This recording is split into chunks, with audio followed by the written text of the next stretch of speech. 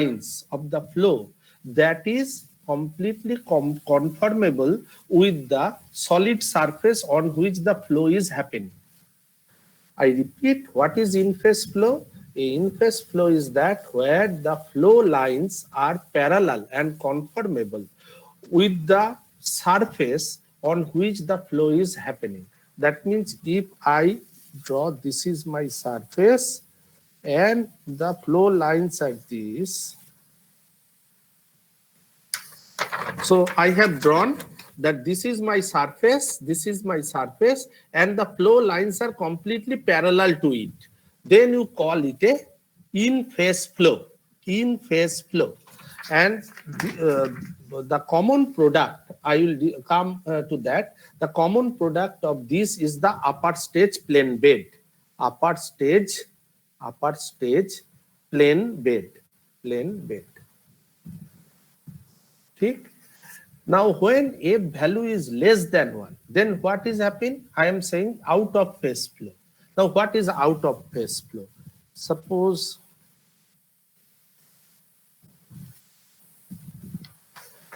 see the next diagram.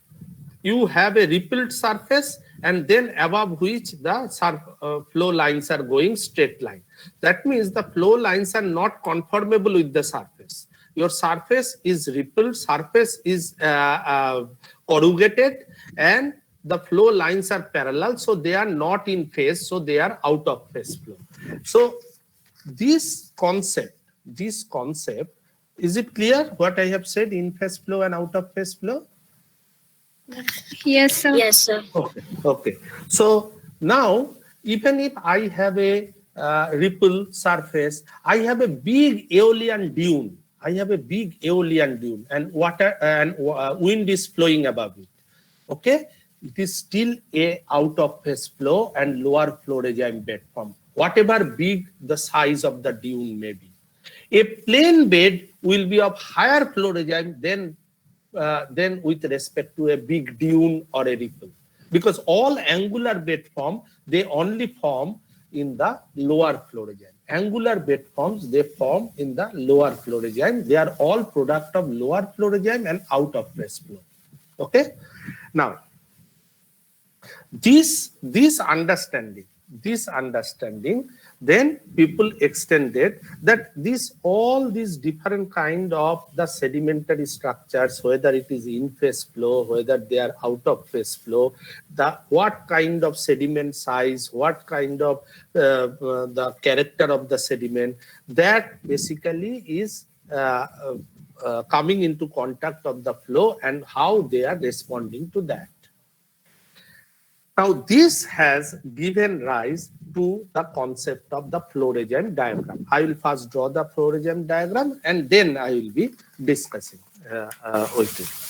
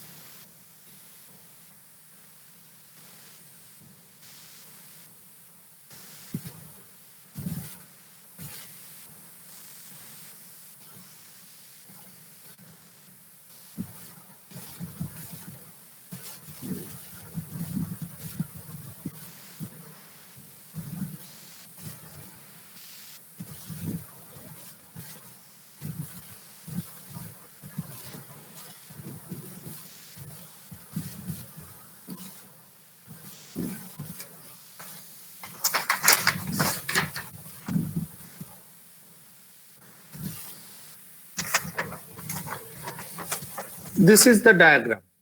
This is the diagram. You will get the that in the book also, or if you summarily, is it visible, the diagram? Yes, sir. If I just give you 2-3 minutes time so that you can sketchily draw the diagram.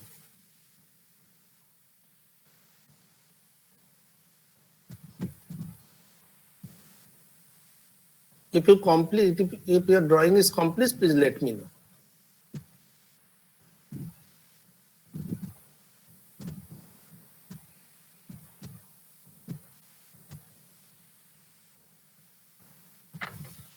Sir, please lift the paper a little bit Okay. above. Thank you, sir.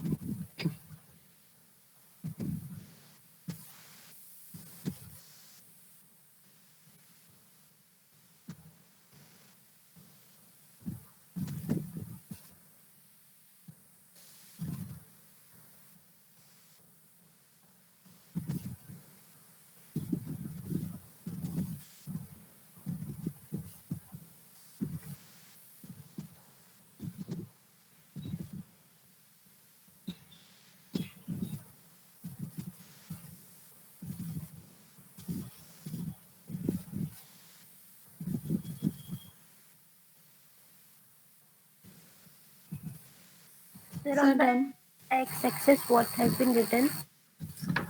It is silt and clay, fine sand, coarse sand, granule.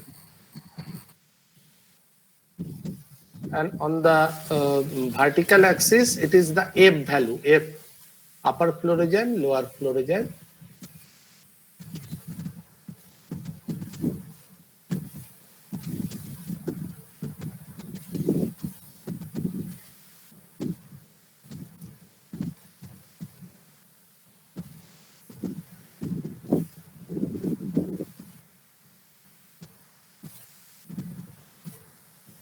Okay, sir. Done. Okay. Thank you. Okay. Now, what is actually, it is a experimental, it is experimental results people have done through the Flume experiment. That means they chose different size of grains and they created the different kind of flow velocity and flow depth. Based on that, they created the different kind of flow regime condition, and then they tried to see how the different size of grains they responded to different kind of flow regime condition.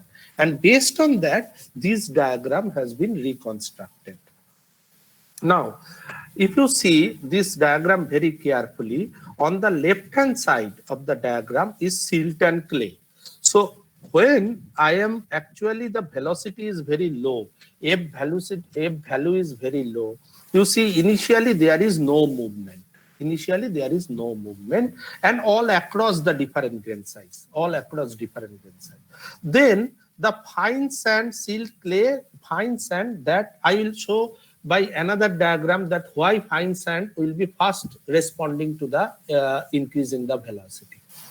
The fine sand, that is actually showing you the development of the ripples. They are the first who started, but at the same time, the coarse sand and granule, there is no movement in there. So you have the lower plane bed. It is not the higher plane bed or the higher flow regime. It is the lower condition when the sediments are not moved at all. They remain the plane bed condition. Only the fine sand, they are responding in the form of formation of ripples. Okay. Actually, what you get, that 0.5 mm to 0.05 mm to 0.5 mm, this is the size which actually the first respond to the formation of the ripple. They are the first grain size which starts movement and for the different 0.05 to 0.5 mm. This I will show in another diagram also. Now, as the velocity increases, both the ripple and lower plane bed, they give way to the formation of dune as the velocity increases. Fine. But still you are in the lower flow region. You are below one value of F. Once you cross the one value of F, then the in-phase flow starts. in-phase flow starts, and you get the upper plane bed. That means that you again get a plane bed. Now, the question, it was bothered for a long time to the sedimentologists that if we start with a particular grain size, suppose I start with a fine sand, then I go on increasing the velocity. So the first ripples are formed. The same grains will give rise to the dune as I increase the velocity, and then further increase the velocity, that gives rise to the upper plane bed. Now, how dune gives to the upper plane bed? That means dune is a big angular bed form and upper plane bed is a plane bed. How we are making a huge angular surface into a plane? Is that by the burial of the angular surface or by the erosion of the angular surface? You understand what I am trying to say? That if you want to make a dune into the plane bed, both ways you can do. You can actually you can start burying the dune and make the surface plane, or you can totally erode the dune and make the surface plane. You are understanding the problem in this flow regime diagram. Am I clear? Yes, sir. Yes, sir. So there is a huge problem in interpreting this particular, because what people have done, they have put a particular velocity and see the response, and accordingly they have done. But the transition between the dune and plane bed, how you will be understanding through this experiment? Experiment method, you can put one particular velocity and one particular grain size. Then you can give another velocity and particular. But the transition from one velocity to another velocity, it is impossible in the experiment. Impossible. How you can give a fixed velocity? You cannot give a transitional velocity. Okay, so that basically people have struggled a lot for a long time to understand, and still there is debate going on. But most of the people, they believe that it is actually because of the, not by the erosion. If there is a erosion, all dunes, they are eroded and give the plane bed, then there would not have been any dune record in the geological record. No dune in the geological record, because every time the velocity increases, dune is eroded. But we get lot of the record of dune in the rock strata. How those? So the people were proved from the field data, from the some of the experimental data, but mostly from the field data. The dunes basically it gives way by means of the gradual burial and lessening of its angularity of its surface. It becomes the plane bed. That means, how can it be possible? It cannot be possible unless you have a suspension also in this suspension load also. Now this diagram is completely based on the bed load transport. This diagram does not take into account any suspension load. Now that suspension load, when you bring it in the picture, that basically explains that the dune to upper plane bed transition at a high velocity with high suspension, the dune, it lessens its angularity with time because of the high suspension load, and then it changes into the upper plane bed.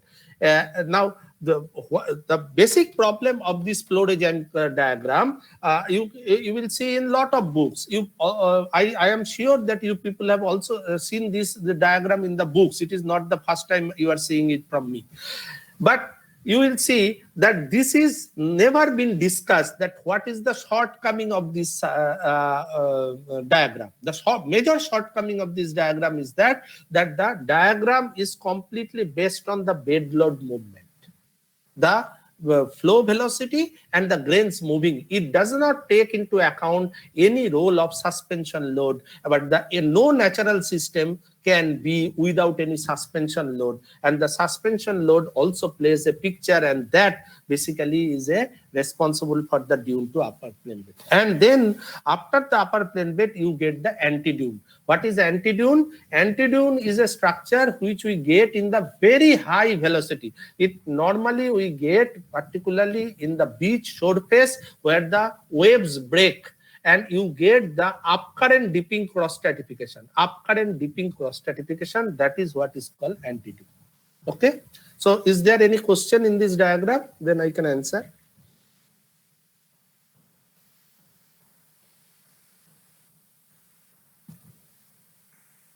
Okay, so we proceed. Now once we discuss this, then the question comes that people try to understand that yes, these are the different kind of structures, because see, any flow, what will be the response of the flow, that completely depend upon that not only the flow velocity but also the grain size, grain sorting, grain shape, the roughness of the surface. As I discussed that the boundary layer will be forming or boundary layer will not be forming, all this depends upon what is the roughness of this surface, what is the grain size. If you have a planar surface, there is more chance of forming the boundary layer. If you have a highly rough surface, the boundary layer get disturbed, you may not get the, all these things we have discussed earlier. Okay, now the question is that, taking that I have a plane bed and I have a 1 meter depth, flow depth, 1 meter flow depth, because if I vary all the variables, that we will go nowhere. We will go nowhere. We have to summarize some of the variables and understand the process. Okay, so what people have done, particularly the man whose name is Hallström, Hjoulstrom, Hallström, he did a phenomenal work. He tried to see that how really the different size of grains, at what velocity the different size of grains go into erosion, and at what velocity it come into deposition. So the critical velocity. What is a critical velocity? Critical velocity is that velocity at which a particular size of grain, it goes into motion. That is a critical velocity. Critical velocity is that velocity in which a particular size of grain goes into motion. That is a critical. He tried to identify the critical velocity. Critical velocity. And let me draw the diagram.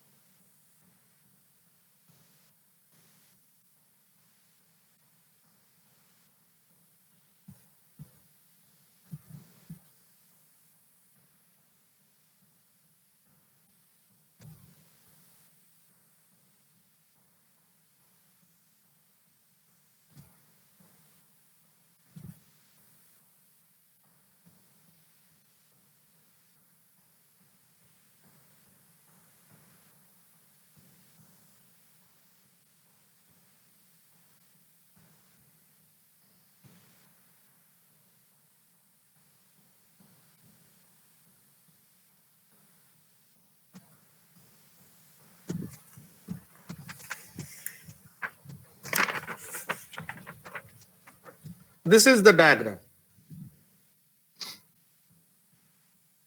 On this side, this is the grain size in millimeter, and this is the flow velocity.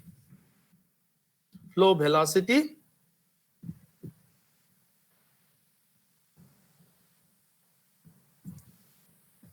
This is what is Hallström diagram.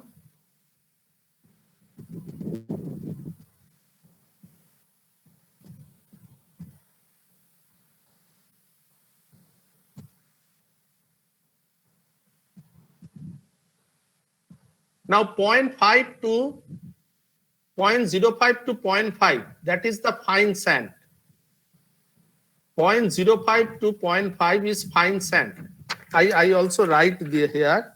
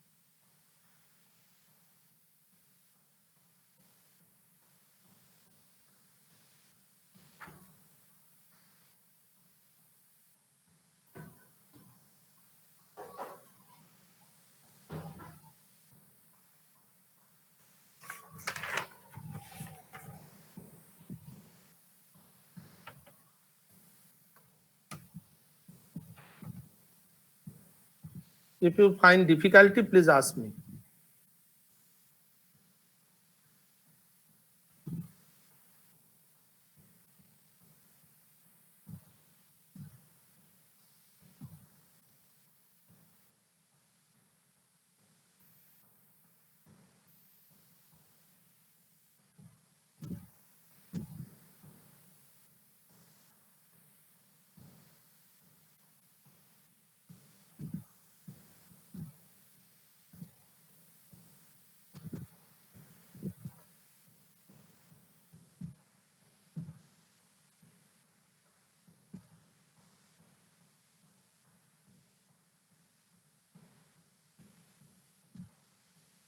Is it done? Yes, sir. Is there anything which is not clear? I can tell. Curve name is not clear. Huh? Curve name. No. Is it visible now? Can you tell what is written there? Can you tell? हाँ, non consolidated mart नीचे का जो curve है उसमें जो arrow दिया हुआ है, ये जो एरो दिया हुआ है, it is non consolidated mart, and ऊपर जो में जो एरो दिया हुआ है ये consolidated mart.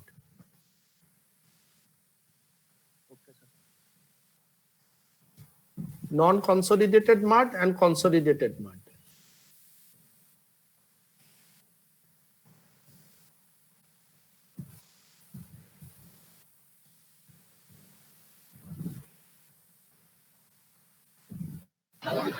Okay, sir. Okay, sir. So what this diagram is showing, that the above this is the zone of this diagram is actually the critical velocity diagram. Okay, these are the critical velocity diagram. Means the critical velocity diagram. So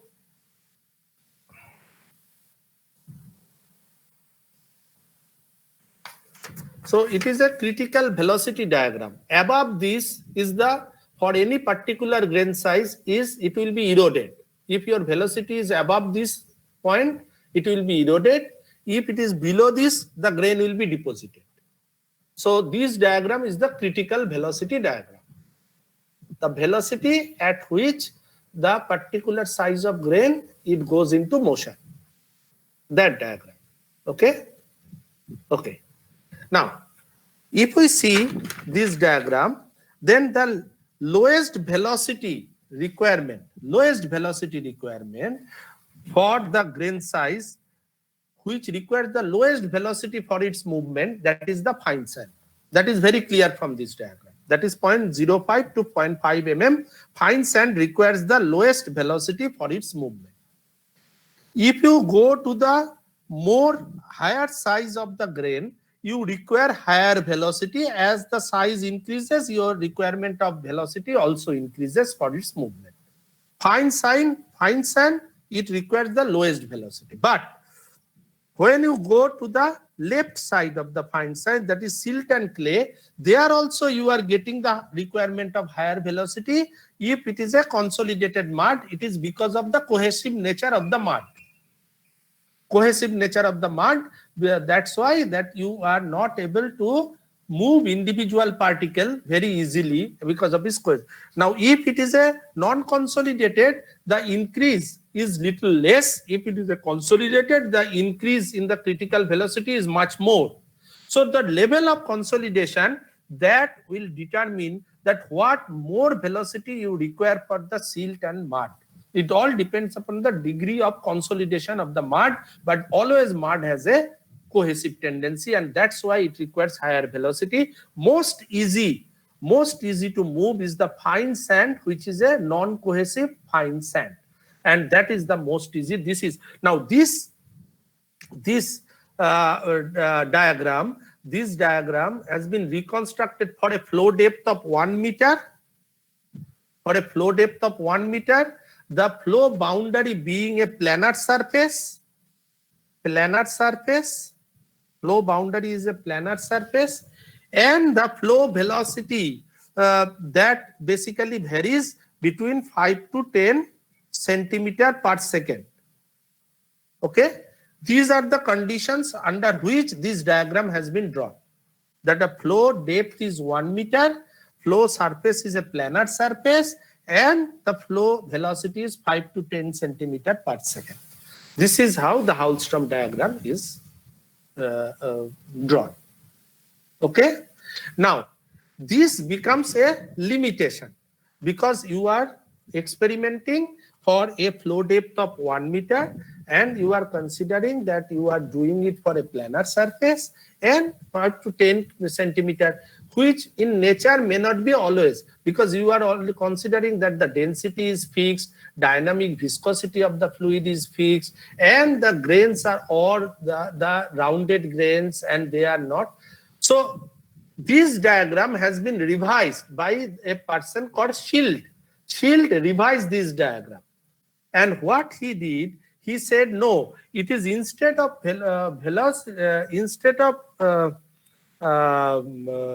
velocity, what we will be doing, we will be taking the shear velocity. What is shear velocity? Shear velocity, what they said, that they consider is, one is a shear velocity, another he considered is the grain Reynolds number. Grain Reynolds number, what is called REG. REG. What is REG?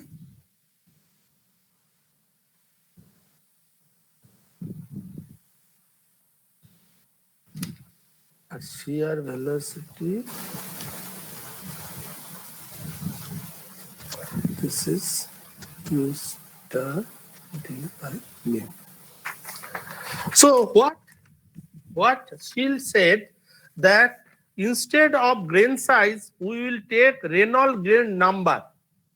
Reynolds grain number. What is Reynolds grain number? Reynolds grain number is where rho s is the density of the grain, rho is the density of the fluid, d is the grain diameter, and psi 0, this is the shear stress. So then the grain Reynolds number, it is coming like this, and shear velocity is U star, which is actually, instead of the velocity is a shear velocity, d grain size, and mu, it is not mu, sorry, it is nu. It is nu. It is not mu, it is nu. Nu is mu by rho. Nu is mu by rho.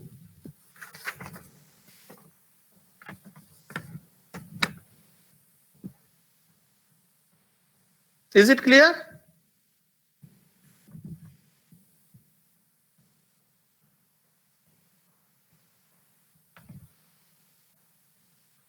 Is it visible? No, sir. Which one is not visible? The Reynolds number.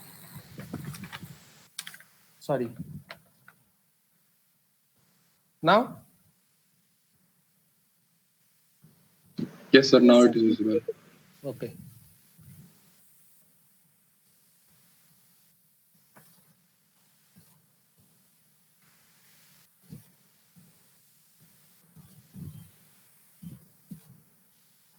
You have written it?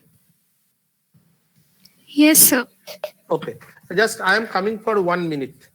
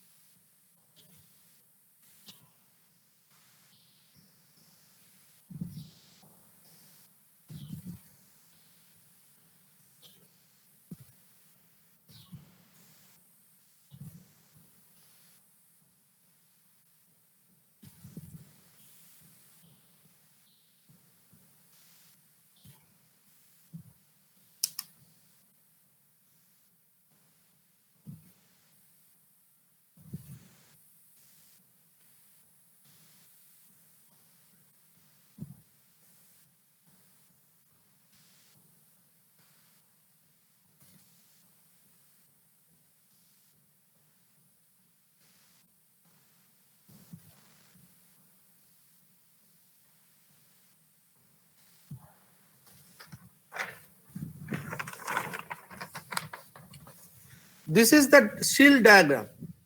Shield diagram.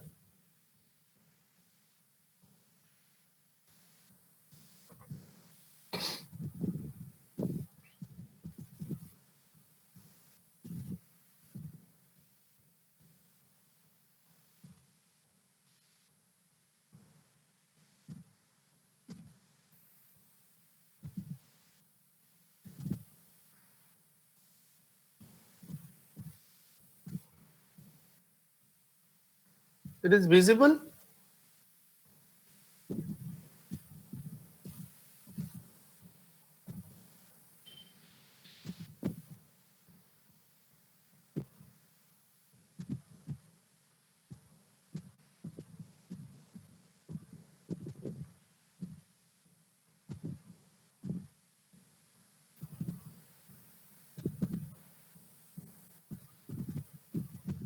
Now, why we have done the shield diagram? Because here the restriction of the flow depth, the restriction of the grain shape and size, we have removed it by means of putting the grain Reynolds number, and we have taken the density of the fluid, taken the density of the grain. All these things we have taken into consideration. Okay, it is not that it will be a function of the grain size, the fluid viscosity, fluid density. All these we have taken care of by the shield diagram.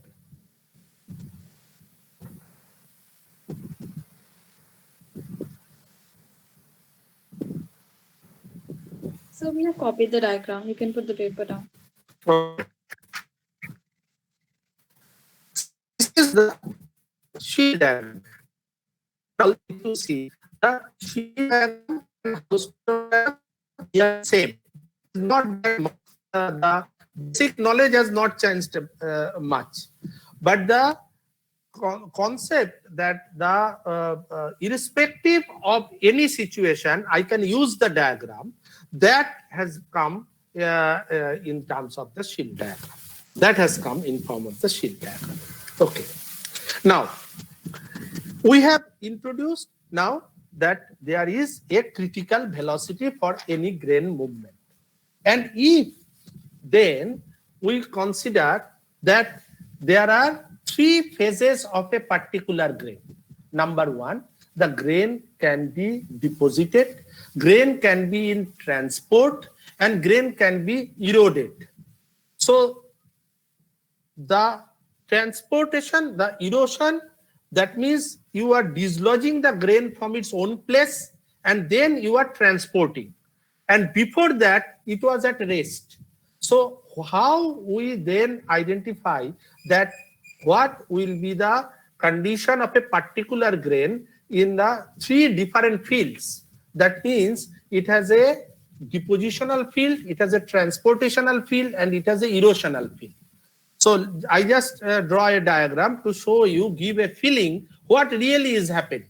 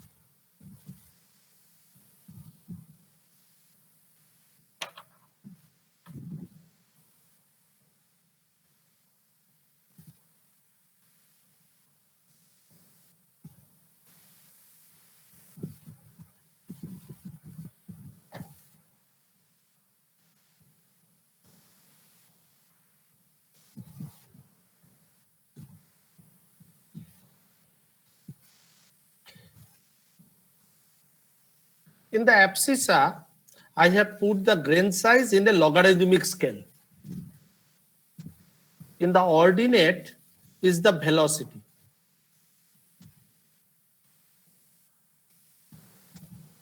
In the abscissa, the grain size in logarithmic scale, and in the ordinate is velocity.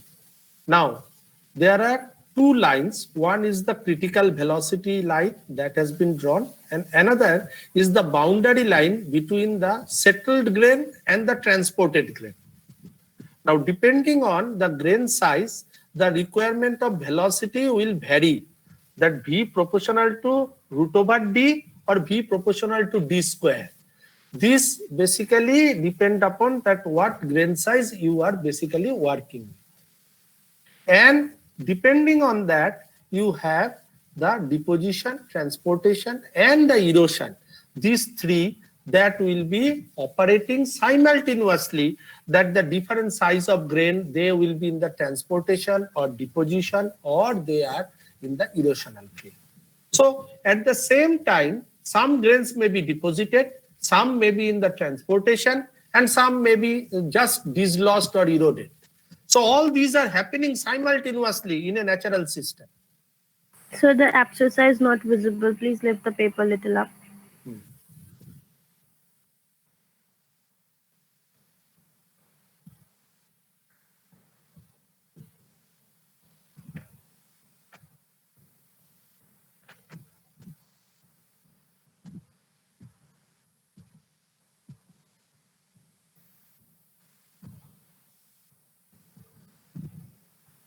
So what is written beside deposition VDD to the power?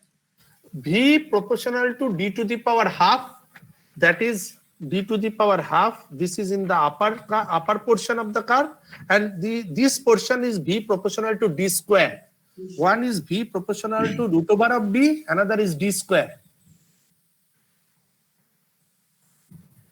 Okay, sir, done. Now, this is what is happening, that all three processes, depending on that how, means sometimes D proportional to root over of D. That means the requirement of velocity, that is square root of the diameter, or the square of the diameter. It all depends upon that what grain size you are basically talking with, and how you are applying the Stokes law. How you are applying the Stokes law. So Stokes law, depending on the grain size, that is, we'll discuss further Stokes law. Now, first let us discuss that what are the forces that will be operating on a particular grain when the grain will try to get dislodged. What are the forces that operate on a grain that basically make the grain dislodged from its plates, and it starts into motion? Now, if I have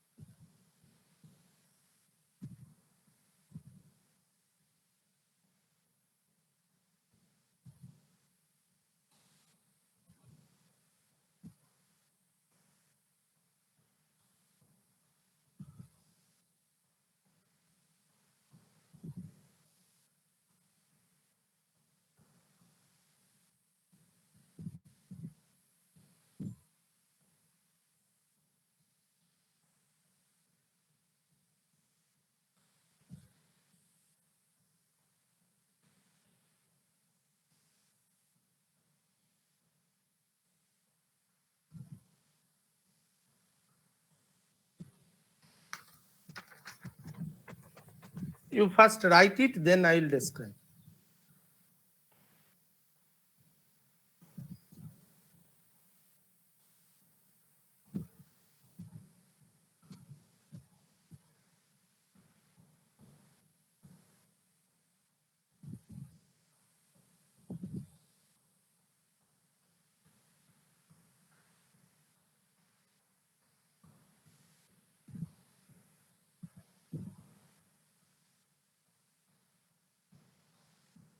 If it is complete, let me know.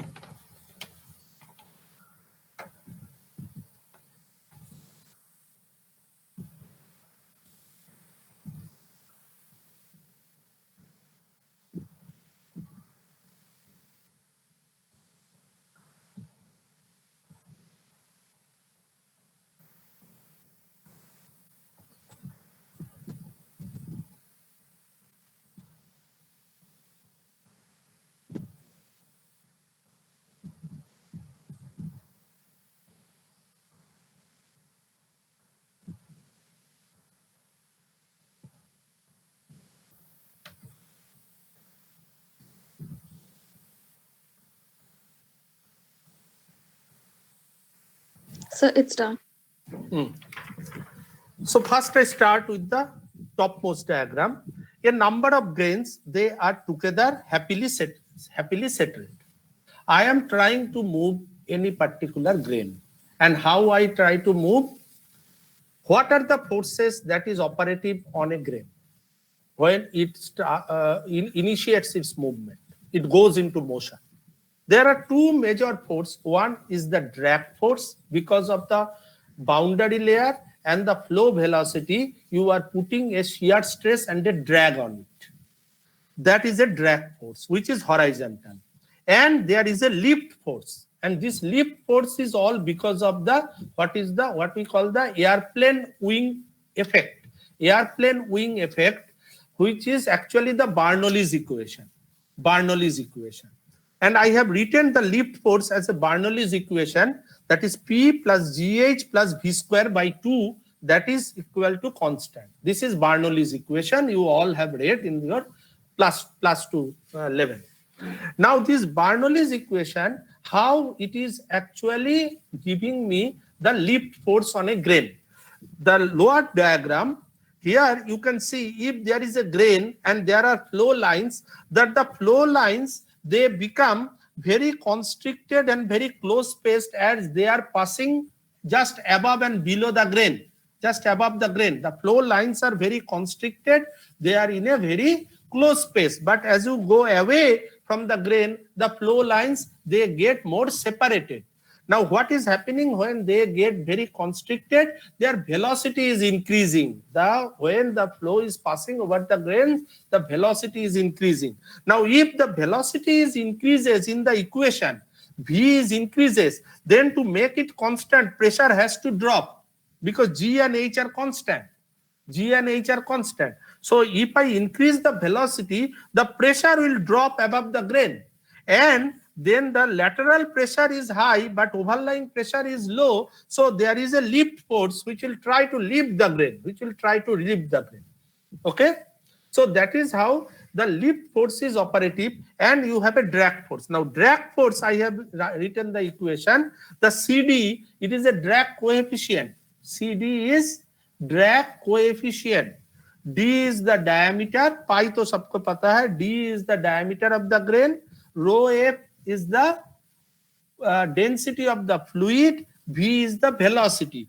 That is actually the drag force. Now, if I put these two forces, drag force and lift force, now there will be a vector mean of these two forces, which will be the fluid force. So fluid force on the grain will be a combination of the lift force and the drag force. And then you have a vector mean, which is the fluid force. Now, there are 4 different grains. Now, which grain will start movement? Now, each grain is also, there is G. There is a factor. So, in each grain, there is another factor, that is G. G. Now, your fluid force has to exceed the G. And then, once it exceeds the G, then the motion of a grain starts. Now, which grain will start motion first? Question is, which grain will start motion first? Now, that is a completely stochastic model. Stochastic model means I cannot say that which grain will start moving fast. It depends upon the local stochastic environmental condition, that where the easiest plane of motion exists. And that is a completely statistical and stochastic, that which grain will start movement fast. Whether this is the first grain, the second grain, the third grain, or fourth grain, that is impossible to say, because all your forces. Now, within this, somewhere a easiest plane of motion may exist, and some grain, because of its shape, can slightly change the two different parameters and increase the net fluid force on it. And which grain will do that? That is completely statistical and stochastic. Am I clear? Yes, sir. Yes, sir. Okay. Now, once the grain is lifted, then the grain cannot move infinitely. The grain will get settled. And then, what are the forces operating on the grain, and how the settlement of the grain, that will be controlled. So what will happen? That a lift force will lift the grain, and as it lifted and the grain again gets settled, in the meantime the drag force will take it forward. So lift force will lift it, and the grain gravity will try to make it further settled, but in the meantime the drag force will take it forward. Now, when the grain will finally try to settle, so we will be discussing the settling, the grain settling. अभी तक तो discuss किए that the grain dislodgement, what are the forces dislodge it, and then it will go into motion. Now I am discussing that the settlement of the grain. Now, in the settlement of the grain, as the grain will start settling, it will first initially accelerate. But this acceleration will not continue long, and it will attain a steady fall velocity, steady settling or fall velocity. We will determine that what will control the steady and the steady settlement and the fall velocity. That will be, now once the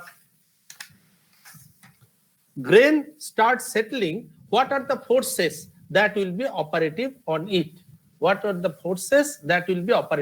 First force, what was at that time was operating, was the drag force. Drag force was operating at that time, as I had already written, that the drag force is CD pi d square by 4 rho f v square by 2. This drag force was operative.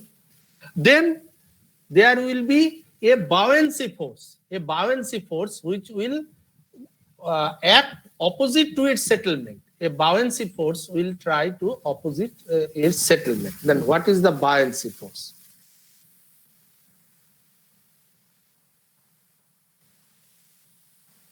Four by 3 pi b by 2 whole cube rho f g, and there will be a gravity force.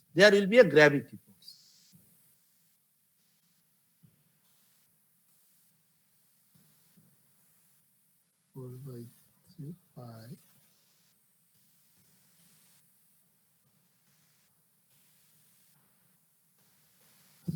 So when it will attain a steady velocity, when it will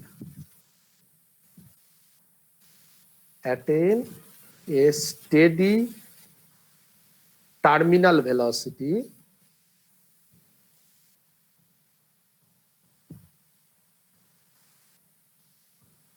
then CD pi d square by 4 rho f d square by 2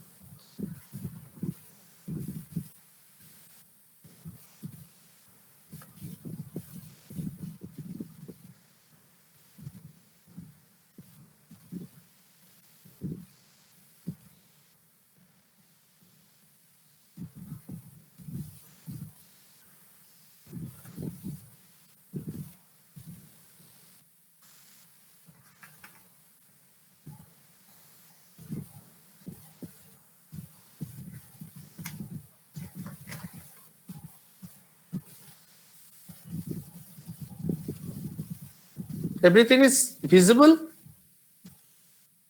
Yes, sir.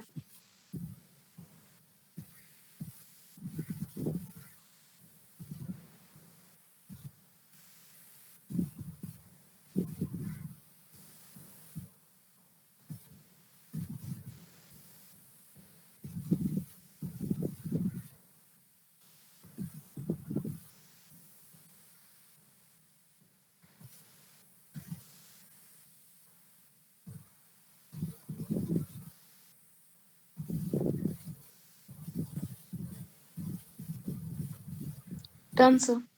Hmm. So if we summarize that, then V square, this becomes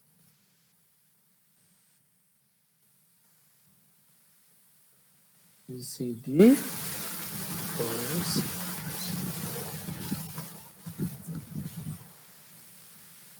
then the CD 24.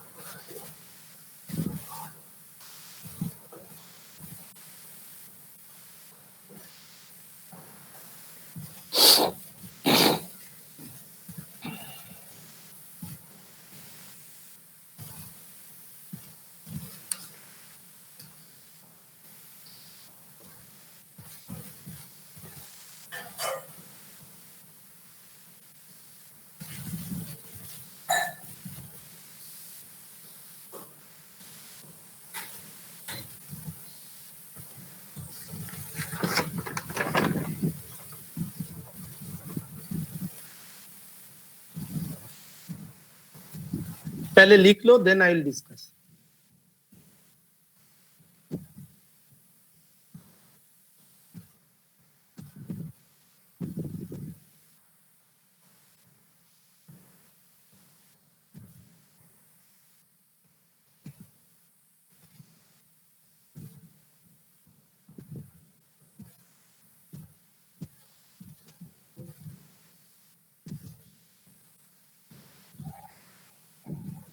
Is everything visible? Yes, sir. Yes, sir. Okay.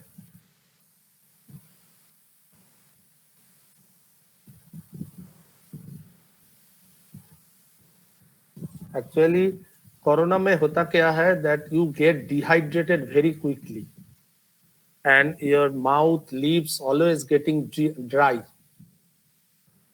That's a big problem.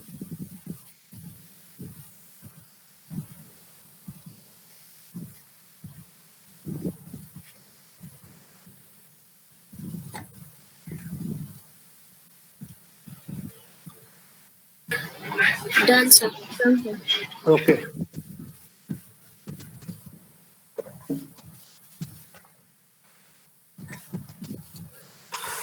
Now, so what we have done, that when the drag force, it is actually the gravity force and the buoyancy force. Their difference, it is equal to the drag force.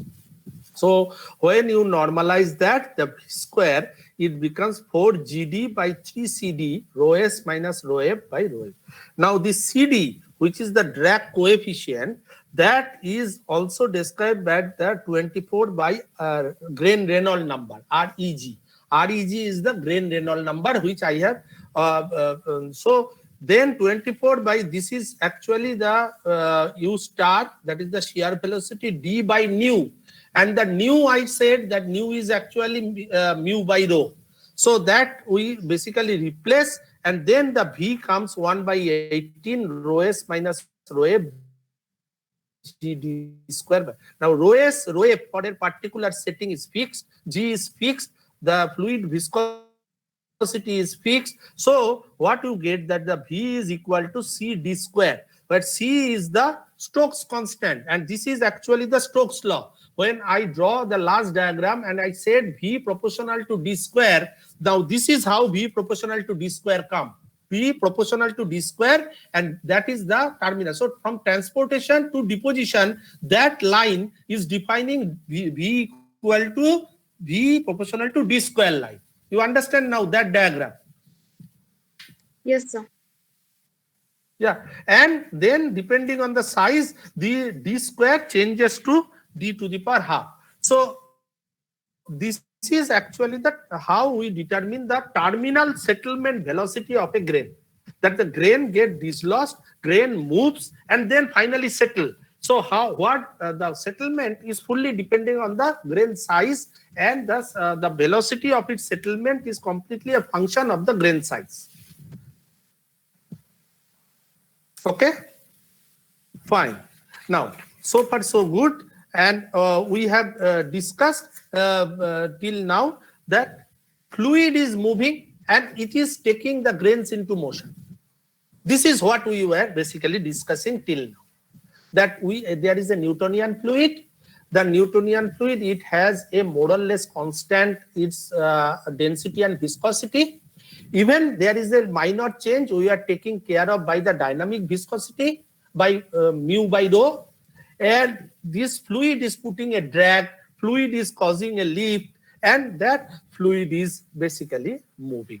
So this is what I first say when I drawn that the different kinds of fluids. There is a Newtonian fluid, non-Newtonian fluid. So these are basically that.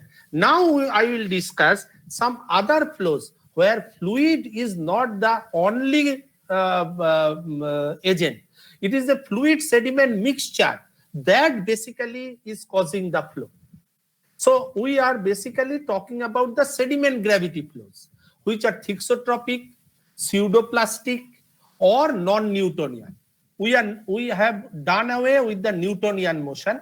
Now we are coming to the non-Newtonian, thixotropic, and the pseudoplastic flows. Okay? And these are the other flows which operate in the nature. These flows are of different type. We can have starting from the different density and the viscosity. We can have debris flow, we can have turbidity flow, we can have grain flow, we can have fluidized flow, and we can have liquefied flow. So let me write all these and then we will discuss. So first we start with the turbidites. So one, turbidity flow. What are these flows? These are all non-Newtonian, thixotropic, and pseudoplastic flows.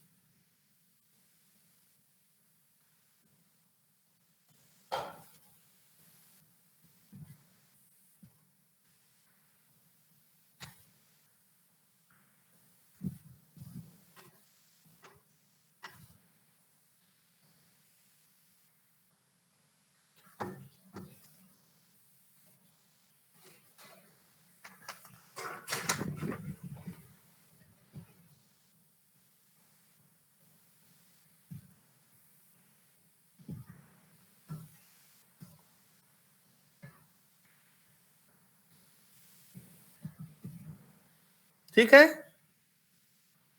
Sir थोड़ा सा नीचे कर लीजिए ठीक है sir These are all non-Newtonian, thixotropic, and pseudoplastic. Now, one by one, we will be discussing. First, I discuss the turbidity flow. Now, turbidity flow, as the name implies, this is a very low density sediment gravity. All these flows are called sediment gravity flow. All these flows are called sediment gravity flow. Why? Because instead of a flow, there is a sediment water mixture that is flowing. And that's why it is called not fluid flow, but sediment gravity flow. That the sediment is moving by means of gravity. Now, turbidity flow is the lowest concentration sediment gravity flow. Lowest concentration, very low concentration that allows the fluid turbulence into motion. So grains are kept in the motion by fluid turbulence. And that's why it is named as the turbidity flow. That the fluid turbulence is actually keeping the grains under suspension. Keeping the grains under suspension. How really a turbidity flow looks like?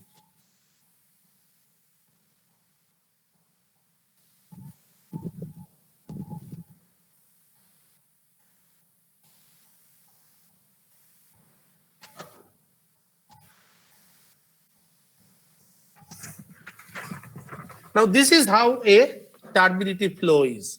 That when a turbidity flow is moving, it is a sediment water mixture, and you are getting the fluid turbulence that is operative within it. That fluid turbulence is keeping the sediment in suspension within the flow. Okay. Now, what are the forces that will be operative in this flow? Now, the major force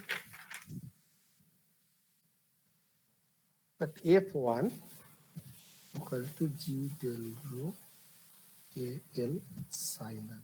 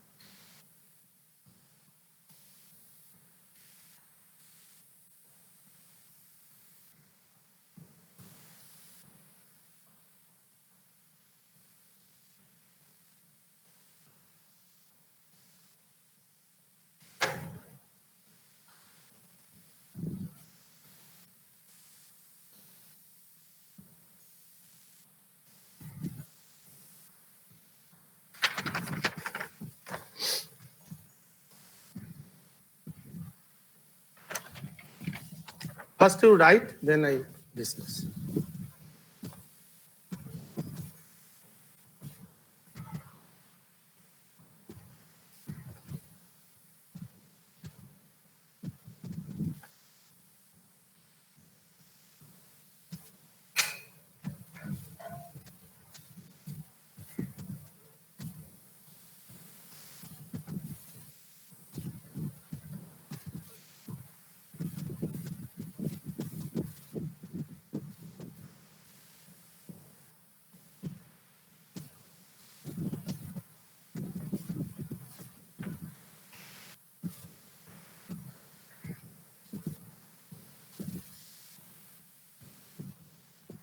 Have you written?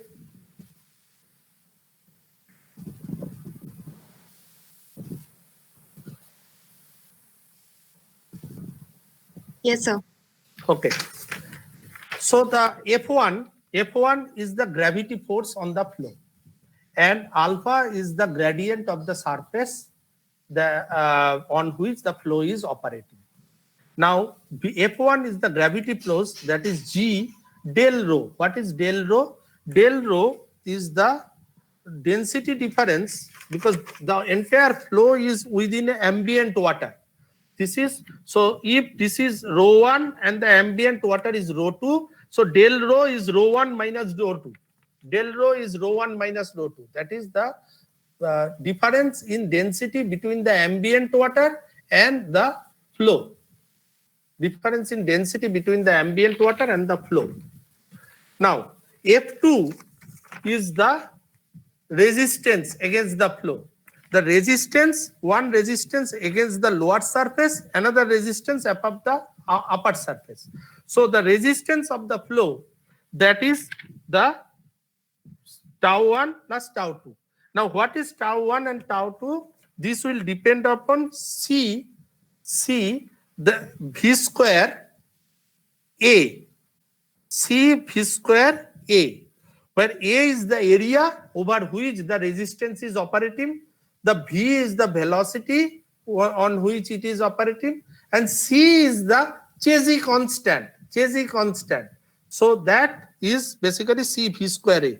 Now, AL in this equation, AL AL equal to V, area into length, that is V. V, we can also write V as a length, breadth and height. So A equal to LB. So on both sides A is cut, so only H remaining. So sigma 1 plus sigma 2, this 2 equal to G del rho H sin alpha. So V becomes, so this is C V square. So V, it becomes that the constant is there and root over G del rho H sin alpha. Is there any question in it? Is there any question that you have not understood?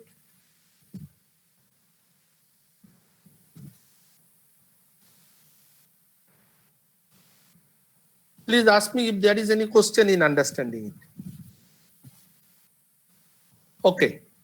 So if you have understood, that means the velocity of the flow, it is actually square root of G del rho H sin alpha. Now, see the thing that the G is a constant, C is a constant, del rho, it is a variable. It is a variable. H is the height of the flow, that is constant, and sin alpha is the gradient of the surface. So what is variable here is del rho. That means as long as the density difference of this flow is remaining with the ambient water, the flow will be operative. Flow will be operative as long as the density difference between this flow and the ambient water is there. Whatever the small gradient it may be, whatever be the alpha value, that is the low gradient, the flow will be operative as long as the density difference is operative. Am I clear? Yes, sir. Yes, sir. Now, Yes, sir. this is the typical, this has been first noticed during the time of the Second World War. In the Second World War, that the German and the US, they basically had made a large number of sub deep ocean cables because of to do their communication service. The ocean. What was observed by both German and the US people is that there are something happening at some interval that cables are getting torn away. Cables are getting torn away. Some flows are operating in the deep sea. Then they were surprised. What kind of flow I can expect in a deep sea? Deep sea, there is no wave, there is no current. So that's why we have put the cable. But what is that flow? That is basically truncating these cables. So the research started, and this research gave way to this, that what I just give you one example. In a rainy season, you go to near to a pond where the bank is not pakka, the bank is not permanent, and it is a muddy. You give a push with your foot, and you will see the mud will be dislodged from the bank of the pond. And if the pond water is clean, you can see that the mud is moving along the bottom of the pond. But you can track to certain distance, and then the mud entirely mix with the pond water. Haven't any of you has experienced this?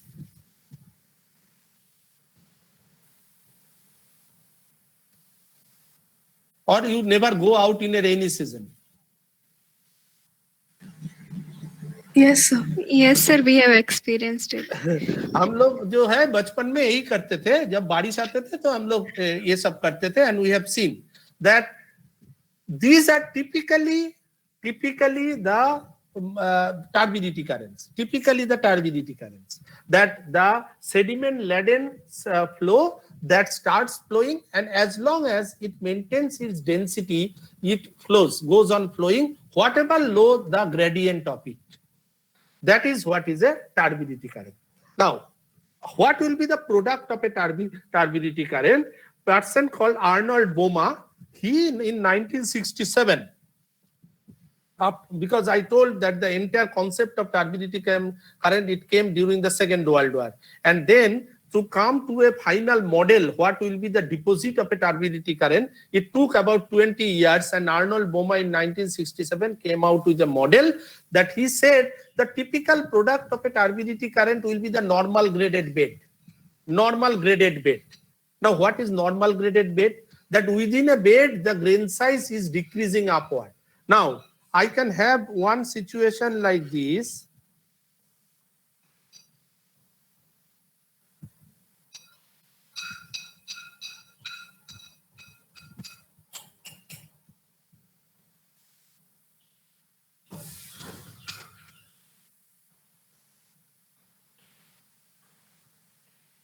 There are two figures. There are two figures.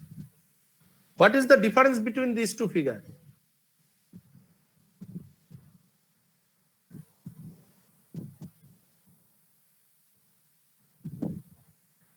Sir, one is layered and other is not layered. Okay. Any other who can say?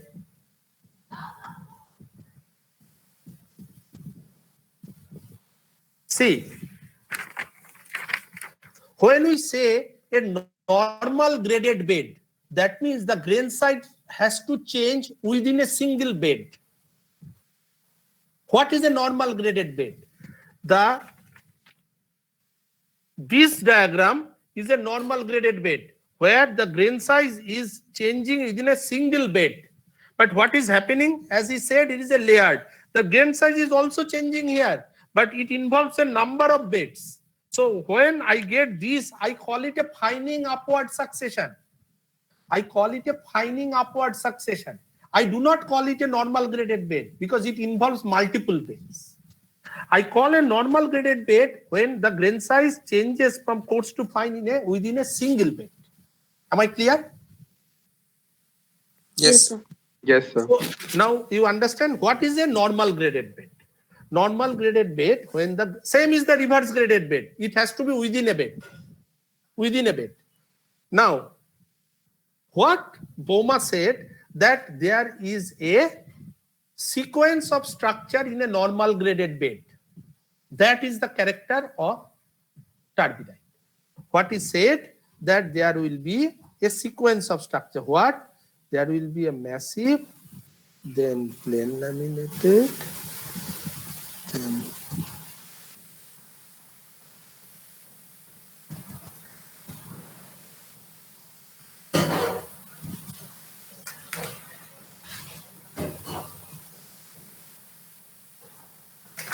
what is said, that this sequence of structures will be visible.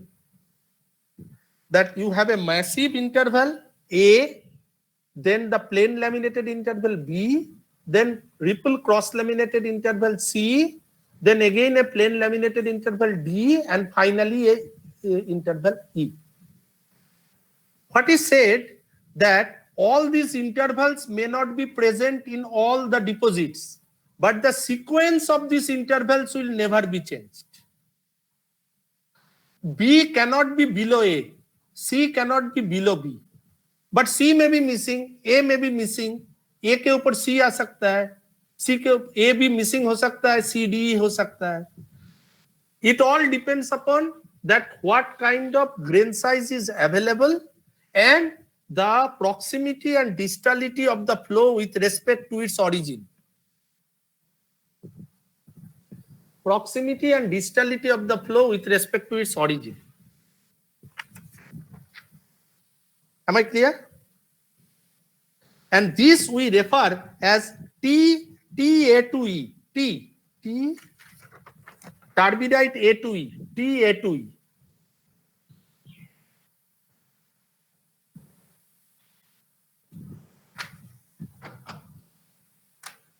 Now, what is said, that depending on a turbidity current as it is forming, whether it is proximal to distal, there can be some difference. The proximal turbidites and the distal turbidites. In proximal turbidite, the beds will be more amalgamated. The products will be amalgamated. I will get more of the flute mark. Whereas in distal turbidites, the beds are isolated and I will get more of tool marks. I will discuss tomorrow in the class all this. The flute mark in the proximal, the sand is to shell ratio will be high in proximal, sand is to shell ratio will be low.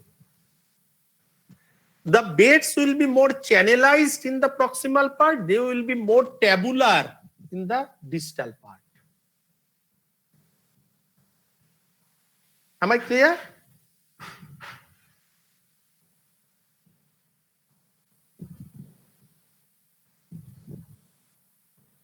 So bed amalgamation is high, beds are thicker, sand is to shell ratio high, and flute mark.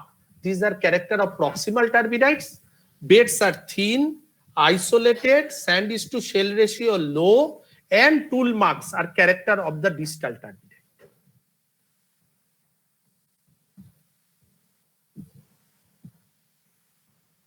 Okay?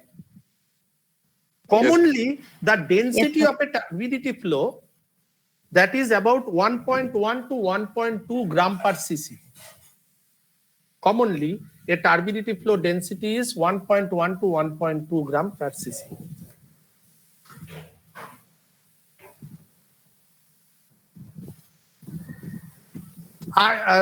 Already it is going to be 11:30, so I will not continue much more today, and I am also not feeling much okay. So we'll meet tomorrow, and in the meantime, if there is any question, please ask me tomorrow this question. Yes, sir. Okay? Okay, sir. Thank you, sir. So we Okay, meet sir, thank tomorrow you. at 10. Is there any major problem you are facing? What I am telling, that is the class okay? Yes, sir. Yes, sir. Okay. So tomorrow again I will be meeting at 10.